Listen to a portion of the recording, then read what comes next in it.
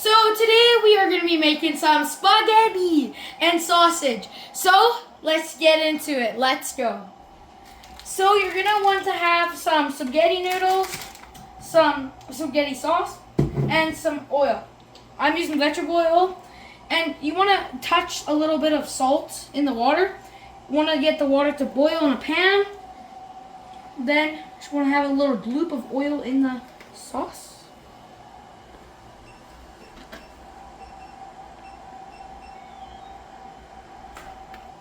So I am not Italian, but I'm still gonna break it. Then just gotta dump it in there. If any Italians are watching, please don't hate in the comments. Please don't. Please no hate. And you wanna do it all up.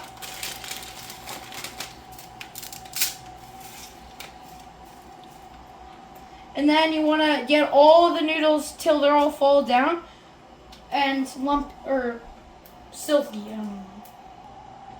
Now you want to stir it around till all the noodles are in the water. And I'm using like a thing like this. I prefer like this too.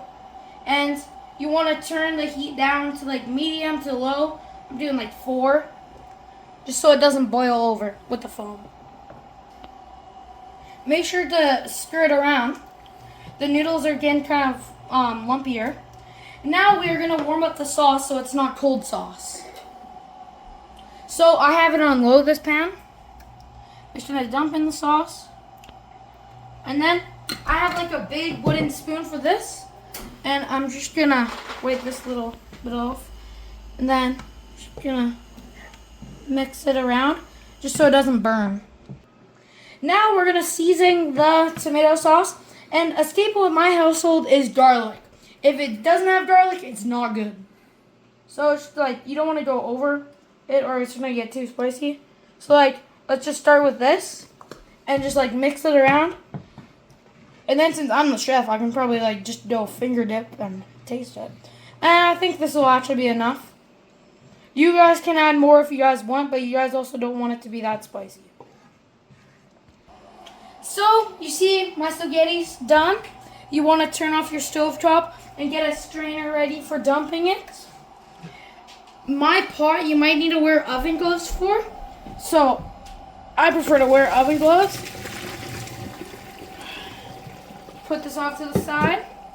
Take your oven gloves on, and this is where the magic comes. Oh, yes. And then, since that's all grained, you can put this in here. Okay, so this is the final product here, and I'm going to garnish it off with some sauerkraut. Hey, but I'm kind of running low on this, so check out my other video. I'm going to be showing you how to make sauerkraut. So I just want to put some on, and then make a little stir it around, put some sausage, grab some.